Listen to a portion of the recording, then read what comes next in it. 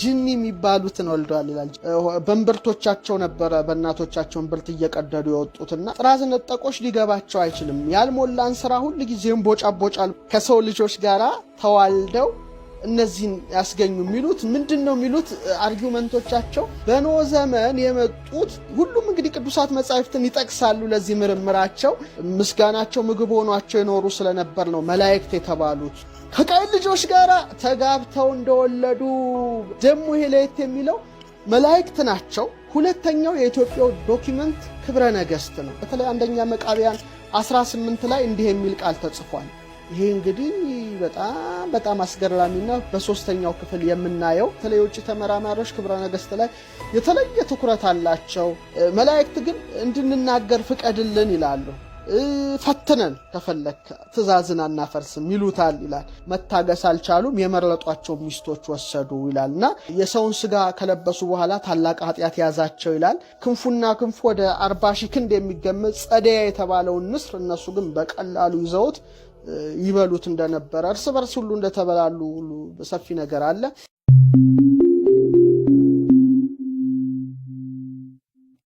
ስንፈትሸው ለሶስት ተከፍለዋል። እይታው ለሶስት ተከፍለዋል። እንግዲህ ወደፊት ሌላ እይታ ሊጨመር ከቻለ አቀርብላቸዋለሁ። አንደኛው እይታ እነዚህ የወደቁ መላእክት ናቸው እንጂ በፍጹም ሰዎች አይደለም የሚል አንድ ምልከታ አለ። ፎለን ኤንጅልስ ናቸው መላእክት ናቸው እንጂ ከሰው ልጆች ጋር የተዋለዱት ሰዎች አይደሉም የሚል አንድ ምልከታ አለ። አንድ ምልከታ ነው ያለው። ሁለተኛው ምልከታ ዲሴንዳንትስ ኦፍ ሴት ኤንድ ካይን የሴት ልጆችና የቃየል ልጆች ናቸው እንጂ መላእክት እዚህ ውስጥ አልገቡም የሚሉ ደግሞ ሁለተኛ አመለካከት አለ። ሶስተኛው አመለካከት ምንድነው? ስጋ እንዲለብሱ የተደረጉ መላእክት ናቸው ነው። አሁን ለሶስት ነው ከፍለን የምናየውና እንደ አጥኚ ዝም ብለን እንትን ጭፍን ያለ ነገር እንደ ዝም ብሎ ጭፍን እንዳለ ሰውና እንደ አጥኚ ሁሉንም ሐሳቦች ማየት መጭመቅ መመርመር መፈተሽ በተፈጥሮ የተሰጠን ስጦታ እንደሆነ ማወቅ ይገባል እንጂ ማንም በዚያ ሁሉም እይታቸውን አስፍረዋል። እነዛን እይታ ተመረምራለ፣ ታነጥራለ፣ ትፈትሻለ፣ መልካሙን ነገር ትይዛለ። የመጀመሪያው ምልከታ እንግዲህ የወደቁ መላእክት ናቸው፣ ሰዎች አይደሉም። እነዚህ 200 የመጡት ከሰማይ መላእክት ናቸው ካሉት ከጥንቶቹ ሊቃውንት መካከል ተርቱሊያን ወይም ጠርጠሉስ የሚባል አንድ ተጠቃሽ ነው። በተለይ ከ553 እስከ 240 ጀምሮ የነበረ ከኤንሸንት ቸርች ፋዘርስ መካከል ተርቱሊያን ጠርጠሉስ አንዱ ይጠቀሳል። ሌላው ግን ከ250 እስከ 325 የነበረው ላክታንታኒዩስ የተባለ ተጠቃሽ ነው። እነዚህ እንግዲህ ተመራማሪዎች በጽሁፎቻቸው ፎለን ኤንጅልስ ወይም የወደቁ መላእክት ናቸው ከሰው ልጆች ጋር ተዋልደው እነዚህን ያስገኙ የሚሉት ምንድነው የሚሉት አርጊውመንቶቻቸው 3000 ክንድ ቁመት በምንም አይነት ተአምር ከሰው ሊገኝ አይችልም ነው የነዚህ እይታ። ሰው 3 ክንድ ከስንዝር ነው።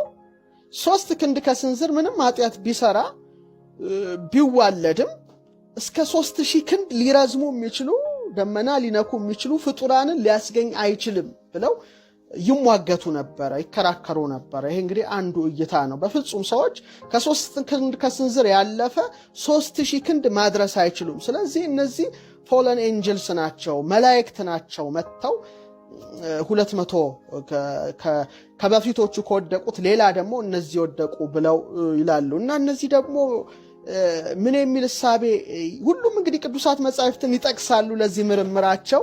እኛ የሁሉንም ሐሳቦች እናያለን፣ እንፈትሻለን። መመርመር እና የማንጠር ደግሞ የሊቅ ስራ ነው ብዬ አስባለሁ።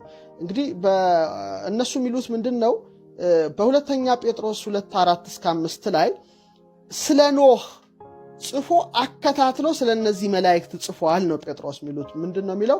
እግዚአብሔር ኃጢአትን ላደረጉ መላእክት ሳይራራላቸው ወደ ገሃነም ጥሎ በጨለማ ጉድጓድ ለፍርድ ሊጠበቁ አሳልፎ ሰጣቸው።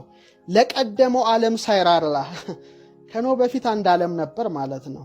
ለቀደመው ዓለም ሳይራራ ከሌሎች 7 ጋር ጽድቅን የሚሰብከው ኖህን አድኖ በኃጢአተኞች ላይ የጥፋት ውሃ ካወረደ ብሎ ጠቅሷል ነው የሚሉት። ስለዚህ በኖህ ዘመን የመጡት ኖህን አከታትሎ ጠቅሶ እነዚህን መላእክትን አስቀድሞ መናገሩ እነዚህ ከወረዱ በኋላ ነው የጥፋት ውሃ የመጣው የሚል እሳቤ ይህን ይዘው አስተምረዋል።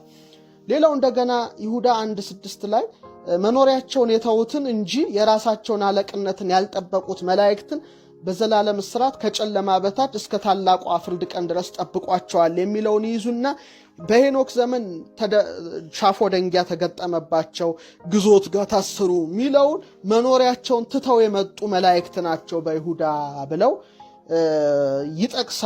ይጠቅሳሉ እነ ተርቱሊያን ላክታንታኒዩስ። ሌላው የሚጠቅሱት አንድ ዶክመንት አለ። በተለይ የቁምራን 11 ዋሻዎች በሚከፈቱበት ጊዜና እነዛ ዶክመንቶች ሲወጡ የደማስቆ ሰነድ ዳማስከስ ዶክመንት የሚባለው እነዚህ ሁሉ የሚያስረዱት እነዚህ ሰዎች ሳይሆኑ ቦታቸውን ለቀው የወረዱ 200 መላእክት ነበሩ ብለው ነው እንግዲህ አስተያየታቸውን የሚሰጡ። ክቡራን ተመልካቾቻችን ይሄ አንደኛው እይታ ብቻ መሆኑን ግን ልትረዱ ያስፈልጋል። ሌላ ወደ ሁለተኛ እይታ እንሸጋገራለን። ሁለተኛው ምልከታ ደግሞ እኩሌቶቹ መተርጉማን በፍጹም መላእክት አይደሉም።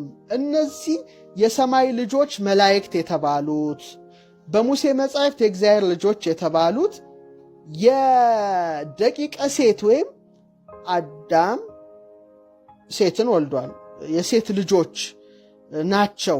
ያገቧቸው ደግሞ የቃየል ልጆች ናቸው እንጂ በፍጹም ከሰው ልጆች ጋር ሊጋቡ ግንኙነትን ሊፈጽሙ አይችሉም የሚል ደግሞ እይታ የያዘ ሁለተኛ ክፍል ነው። ለምሳሌ ኦገስታይን ኦፍ ሂፖ የሂፖ ሊቀ ጳጳስ አውግስታይን ወይም አውግስጢኖስ፣ ጁልየስ አፍሪካኑስ እንግዲህ ከጥንት